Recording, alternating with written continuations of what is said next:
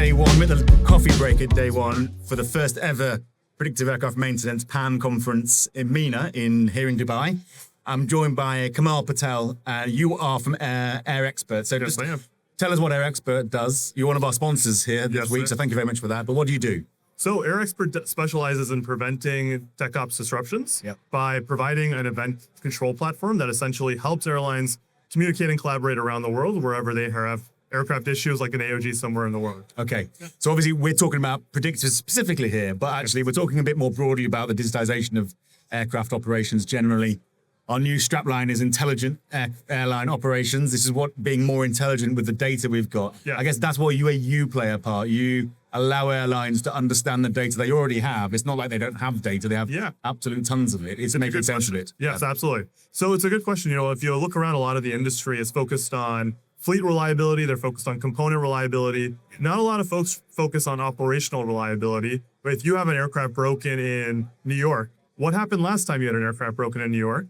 They don't know, but they do know what happened to that specific component. Right. So where we focus is specifically that operational reliability, helping them understand if you have a situation in X city with X aircraft issue with X vendor, how does that actually get resolved much faster? Yeah. So that's where we help. So you're looking backwards in terms of the historic data and what you can learn from that to predict the future and be prepared for it happening again. So you're not making the same mistakes all over again, I guess. Exactly.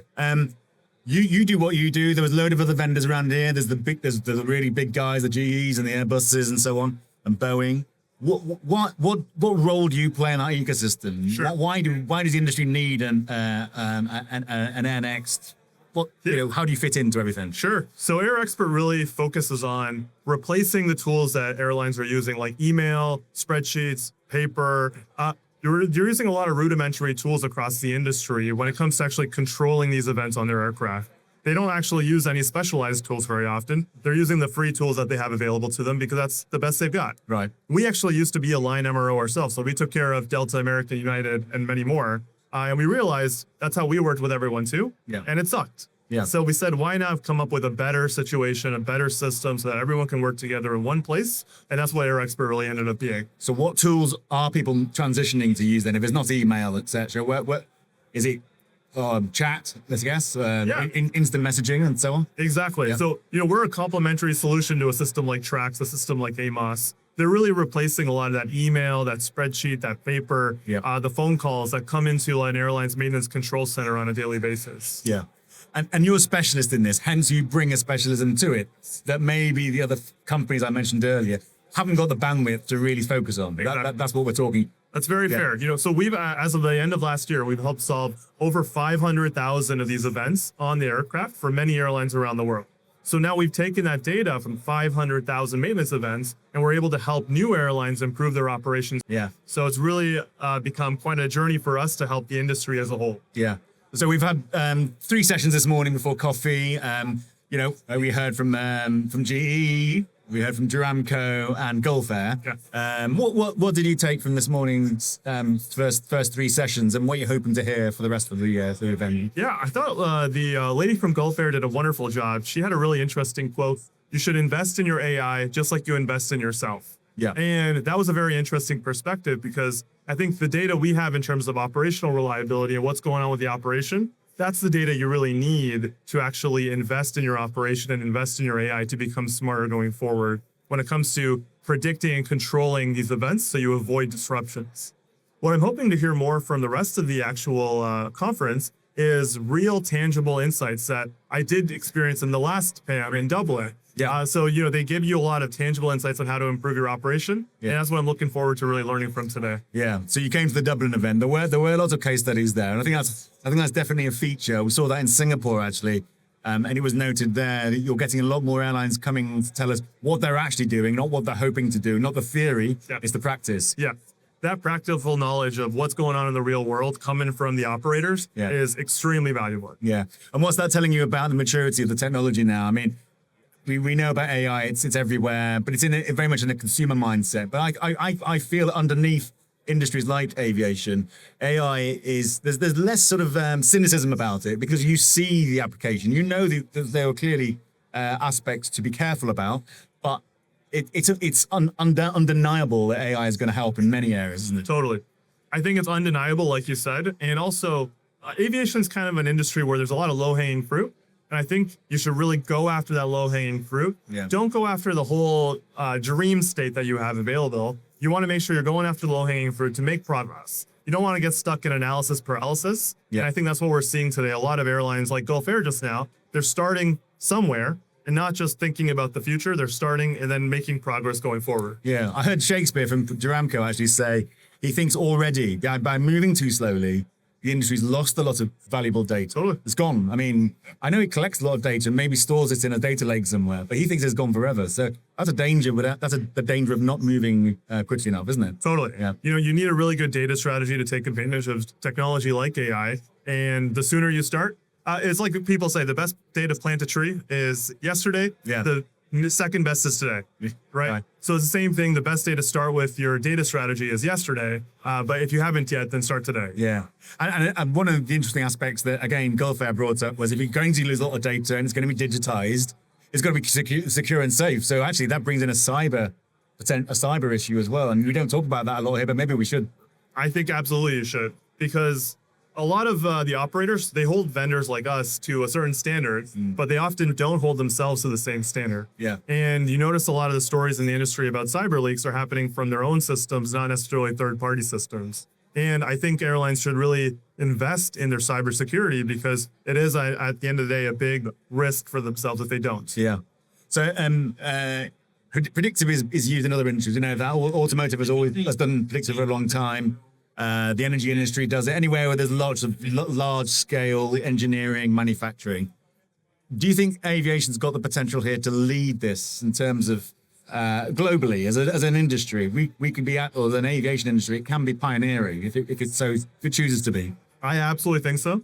And I think the signs you're seeing from digital alliances like the ones we saw this morning from GE and Airbus and Delta is a great opportunity for the industry to really lead because you need those types of partnerships between different companies to really bring everything together. I think aviation has the benefit of being everywhere. Yeah. Right? Yeah. Ford Motors is only in America to a degree, but Boeing is everywhere. It's a naturally global industry. And the whole point of it. Yeah. Exactly. Yeah. But and also it's got a very good reputation for collaborating when it comes to safety. So there is this kind of we put aside our competitive side of things to collaborate. So why not in this as well? And I think that was said this morning, but the industry's got that culture, hasn't it, already? It absolutely does. Yeah. You know, people often, when I tell people they're very collaborative on the maintenance side and the operations side of an airline, they're always surprised because the revenue side doesn't seem as collaborative. Yeah. But I know for a fact there are many operators that will help out anybody as long as there's a need for it. Yeah. Yeah. The black box thinking, I think, which is fair. Exactly. Final thoughts on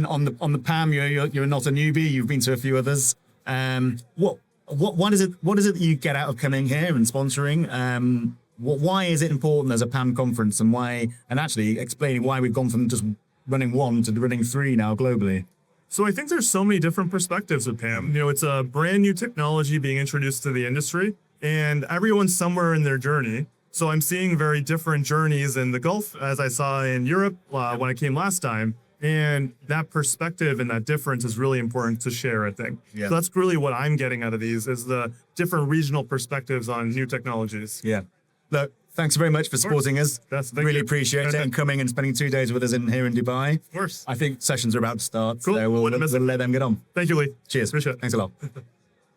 Okay, so joining me now on day one at PAM in Dubai, PAM MENA in Dubai, our first ever PAM in the MENA region, is Shakespear Nyamande, who works with Jaramco, and he's leading a project to make Jaramco paperless, which is one of the topics of conversation from this morning's sessions. Shakespeare, welcome and thanks for joining us on ABNcast. Appreciate your time. Thank you so much for the opportunity. I appreciate you. How's we're halfway through the first day. Yep.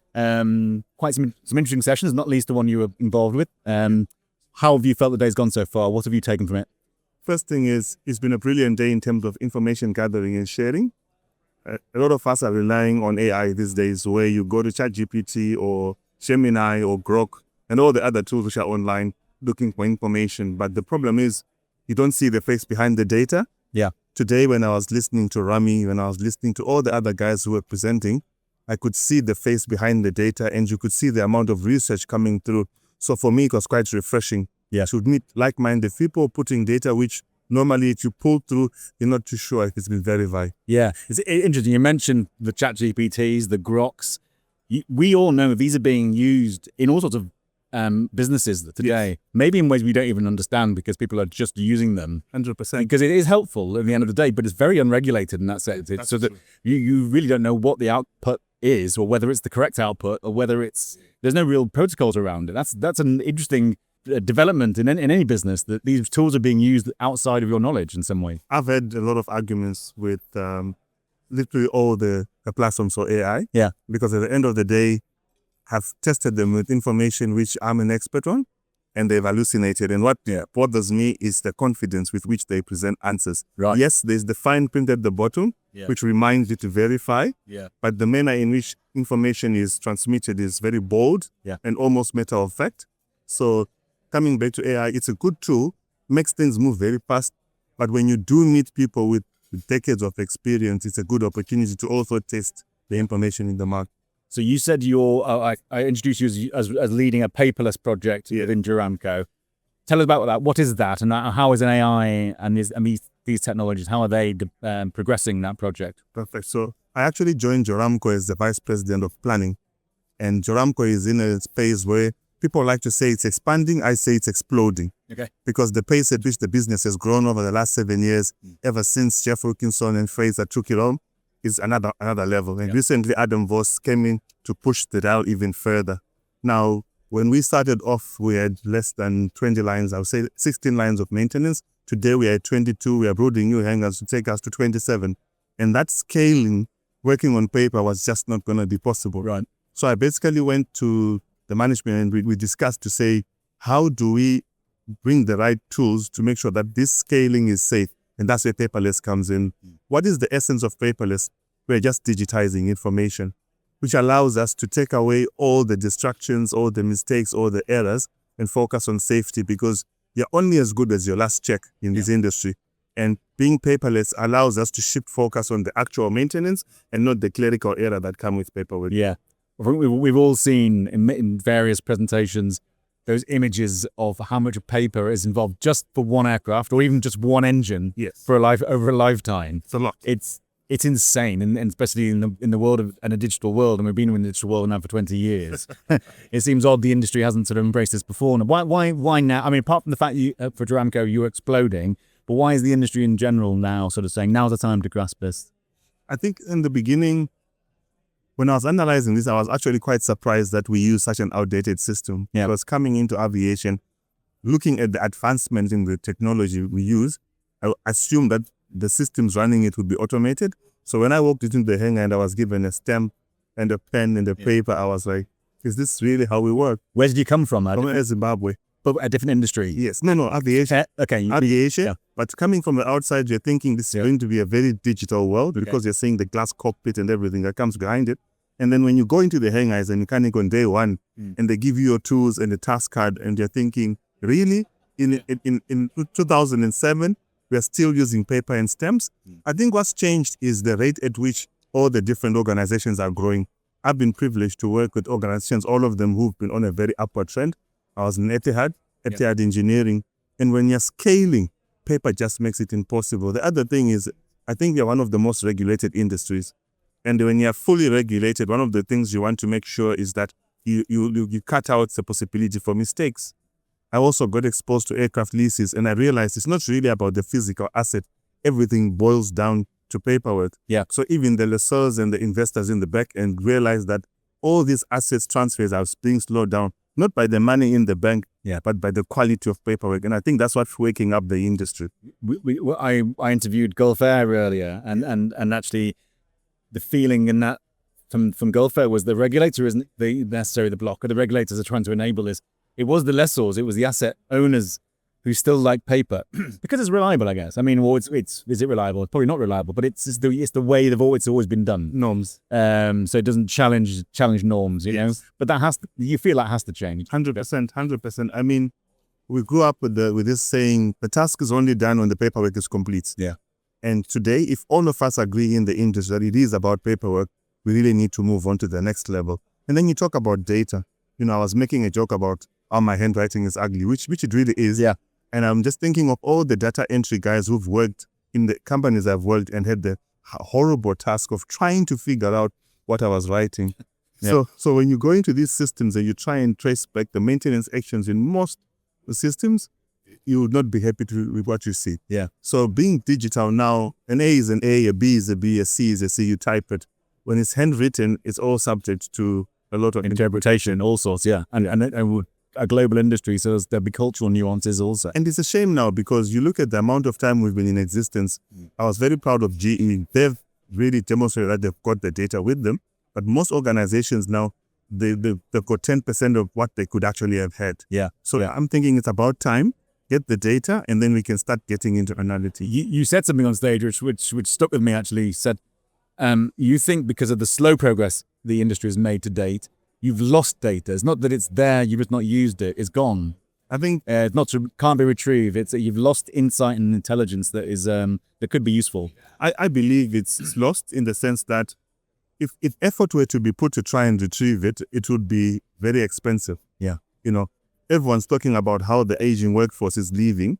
I mean, these are people who've worked for the last 10, 20, 15 years.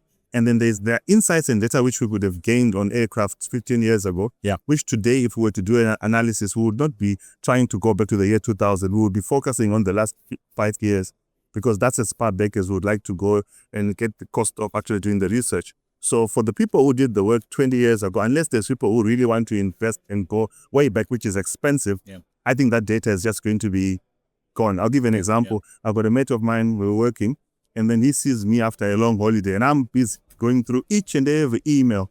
And then he's like, Shakespeare, why'd you go through all those emails? I don't want to miss any details. Like, this is not what I do. I come in, I check the last 3 days, everything else, delete. If it was important, They'll get back to me. they'll get back to me. I'm kind of like that myself these days. To be honest. So I would say that good information is the one that came 2 days after your vacation. Yeah. So you've deleted it and focused on the last 3 days, but it must have been important. You mentioned the aging workforce. Yeah. I'm going to guess how old you are, but you're not really in the demographic of the aging airforce, which is good. That means 40. you look great for it. Thank you. But there is, and we've seen people here who are not in that age demographic, which is great to see because that's so necessary that we've got a young workforce coming through. How important is it that potential workforce sees aviation as being somewhere where they can do interesting stuff with technology, with data? If they look at it and go, this is a legacy, old-fashioned industry, they just won't probably aspire to be part of it, will they? I think it's critical to attract and retain the young workforce which is in our industry. Why? Because firstly, it's an interesting field, and it's a field which helps you to think way above your boundaries. Yeah. Now, if we don't retain this stuff, we're going against what's happening globally. There's a lot of travel. I remember when we were growing up, if my father was flying, all of us would accompany him to the airport because flights were rare. Yeah. Once in a month, once a year occasion.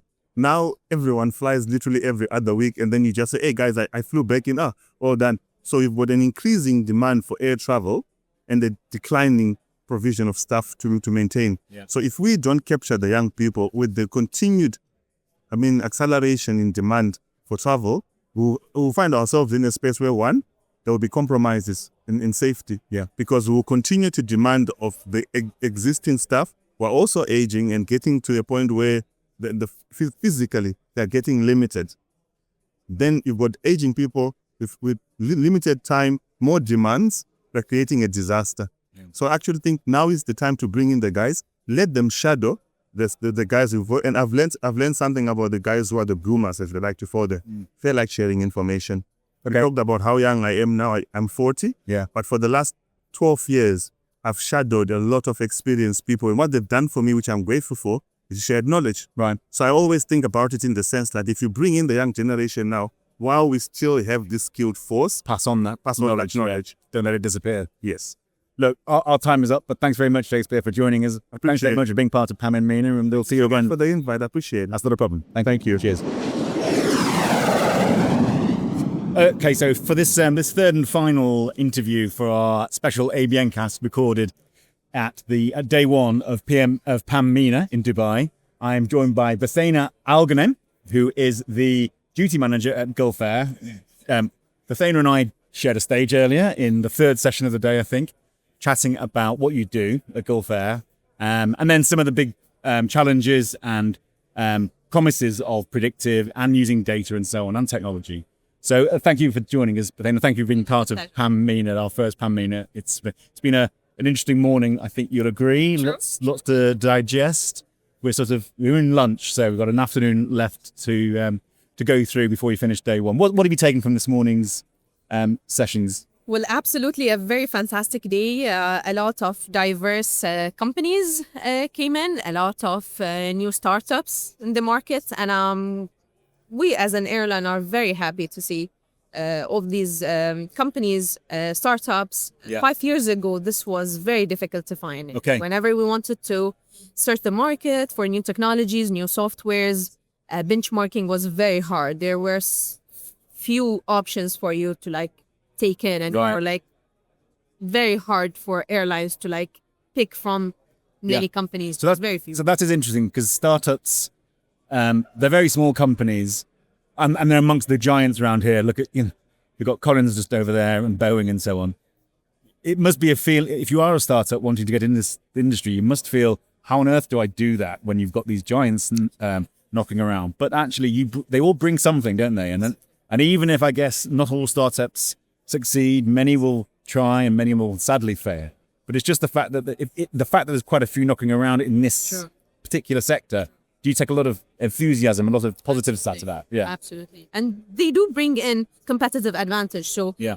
the reason why they have succeeded as startups, as they brought something that the big companies didn't. And we see that the trend is eventually they are being bought by the big giants, Yeah. and they have the efficient fund for them to succeed and continue their business. I suppose what they're able to be is a bit more. They're able to be a bit more agile, I guess. True. I want to say risk averse, but you don't want to be risk averse in aviation. No, So, absolutely. but I guess taking a few risks that maybe the big guys don't corporately aren't able to. So, and that's a good thing, I suppose. Sure. I mean, they're developing technology. The technology, until it's actually applied, will not have any negative impact on the operations of Gulf Air. You will always test it rigorously before you deploy it. Yeah. So it's just that they're trying new things. What have you heard this morning from some of the smaller startups that you think that's an interesting perspective, or it's a different way of looking at it? We had one of the presentations where he analyzed every segment of the industry and the average age of those people, and then the average age entering the market and then leaving in less than 3 years, Yeah. the newer generation. And I know that for a fact. We have a younger generation. We are attracting them as mechanics, as technicians, and they're not staying. Yeah, They're not okay. staying in the They're coming and they're going, are they? Yeah, absolutely. What's prompting that, do you think? mechanical work and physical work is not appealing to them anymore. Right. They are way too tech savvy Yeah. to just leave their phones for 12-hour shift, Yeah. go fix an engine instead Yeah. of just going through their TikTok and Instagram. So that's an issue, How do we fix that? I mean that's why we have such conferences. That's the reason why we are trying to innovate in aviation, and we stopped doing that since long time ago. Yeah. We relied on very comfortably on trustworthy applications and MIS systems that were working fine for most of the airlines and MROs. But now the time urges us to innovate in terms of. Do you personally think of yourself as a bit of a role model then? Because again, you're not the usual. That we did mention this in front of a sea of men.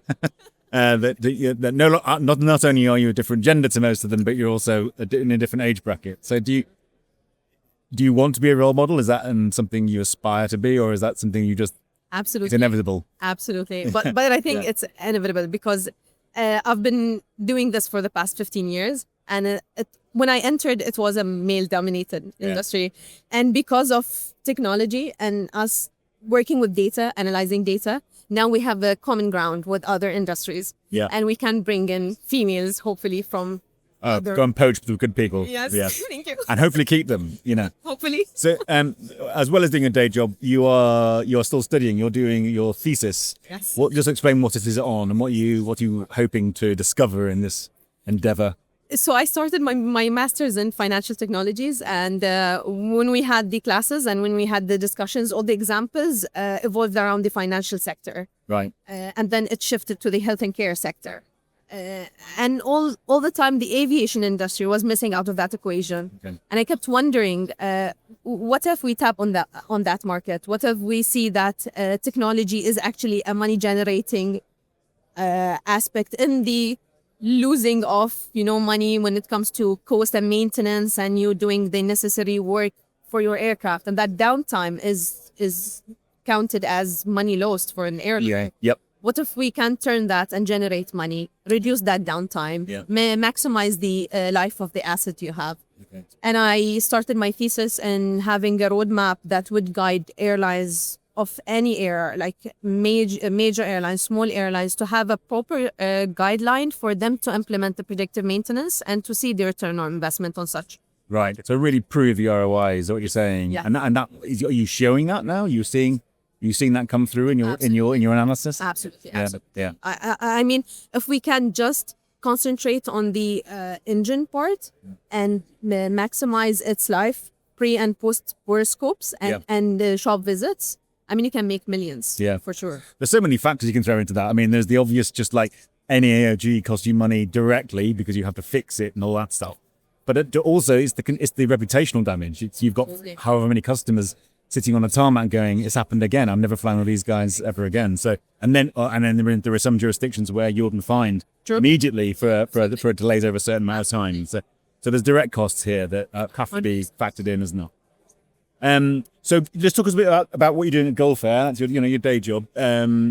You're obviously progressing in this manner. You're embracing technology as an airline. You're not the biggest airline, but you're a good, solid airline, Middle Eastern based, obviously. Where are you on your roadmap towards a really truly predictive future, and one that really makes the most out of the data that you have and the analysis that you can do on it? We wanted to do it right. So we wanted to the get-go to do it the right way. We wanted to do market research, attend conferences, and just interact with the people in business and people in the industry, the OEMs, the service providers, and our fellow airlines. So we wanted to see and hear from them successful case studies, what went wrong when they implemented such technologies. And we wanted to start, like, as they say, baby steps. Yeah. So we went ahead and started the electronic tech log journey into the digitalization overall journey, and we did not want to shock our mechanics. Yeah. Their first interaction will be the e-tech log. We will take them from the heavily paper-based environment that they live in, and we would turn that into a very seemingly smooth process for them. Yeah. They can sign digitally the CRSs of the aircraft, and then it's everything stored in the cloud and everything. I think we heard from one of the other startups, the NXT guy, talking about adoption, and like, don't make it difficult for the mechanic. They don't need to think about this stuff. Just provide them with their work logs in the same way. They don't care if it's come from predictive. Just let them do the things they always have done in the same way. Exactly. And they will do the work for you. 100%. Analysis. Otherwise, it's very disruptive. Quick final thought before we finish. Just this will be your first PAM, I assume. Yes. So Not the last. hopefully not the last. We talk about a fairly niche topic, but actually my feeling is that it bleeds into everything that an airline does, So why is it important that this event happens? What do you think it gives to the industry and provides as a forum for the people who come?